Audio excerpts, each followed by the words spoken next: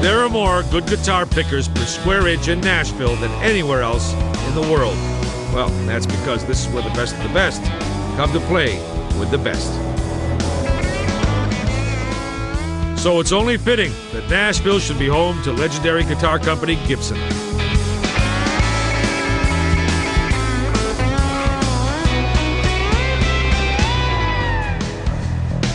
The name itself, Gibson, is synonymous with excellence, and no wonder.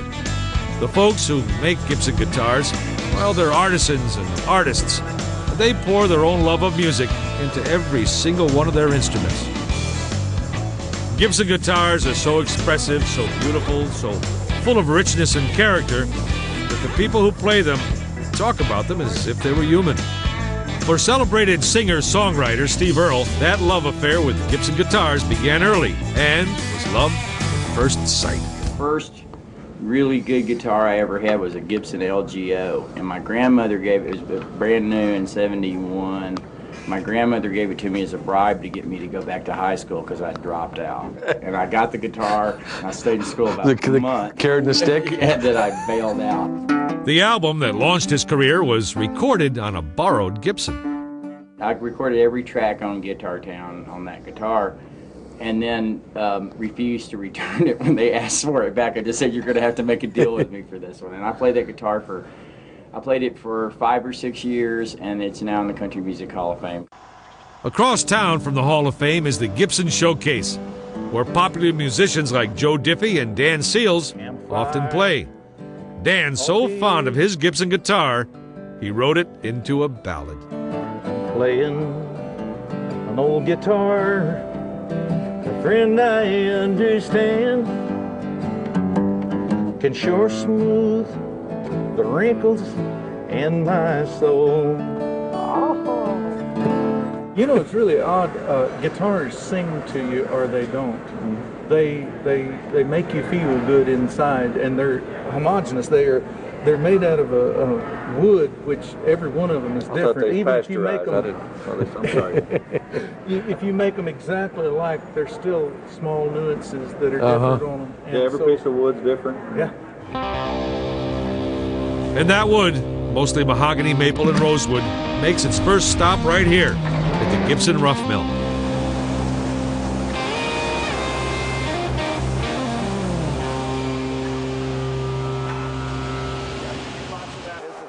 Today, they're making the legendary Les Paul Supreme. As air guitarists everywhere know, it was Les Paul who turned an electrified guitar into the electric guitar and showed us how to play it. Several guitar bodies are carved at a time. Manager Tom Montgomery showed us how. Yeah, this is a template here, right? So the blades are following this wheel. So wherever that wheel goes down or up, the blades do the same thing on all the pieces. Right? Okay.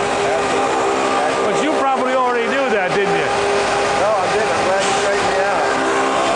Glad I could stop by and help you, Tom.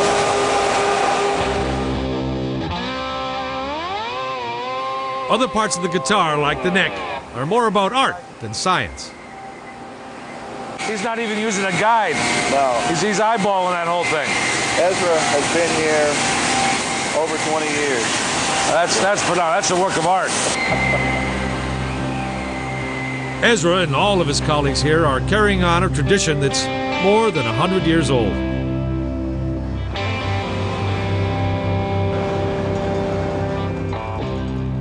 Orville Gibson was a Michigan shoe clerk whose true passion was the mandolin. He kept searching but could never find an instrument capable of making the kind of music he wanted to hear.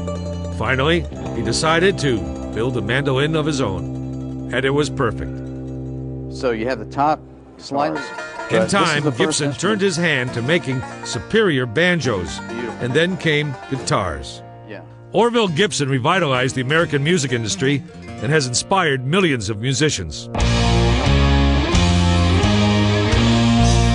Back in the factory, the next step in the guitar-making process is well underway. No, this isn't some strange mummification ritual or a first aid lesson. It's actually how the guitars are bound while the glue dries. Next comes sanding. Matt Branch shows off his technique, the same one he used for guitars played by Guns N' Roses and Bon Jovi. Very nice. Like a baby's bottom, huh? Yeah. Then Jimmy Wright sets the neck on the body.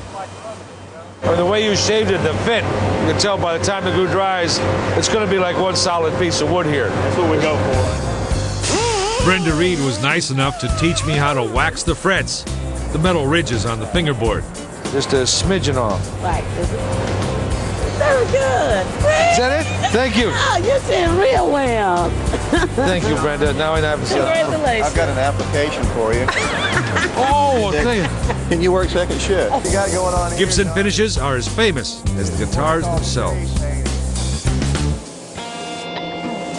Here, airbrush artist Rebecca Green dresses up a Les Paul Supreme with a cherry sunburst combo of red and yellow. So sweet. I think my favorite part of the whole process was watching buffer extraordinaire Rich Coleman. The man loves his work.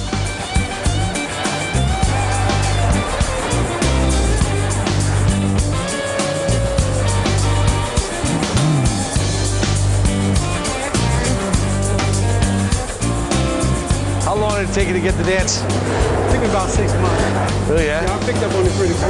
Yeah. Pride of workmanship. There's nothing that beats it.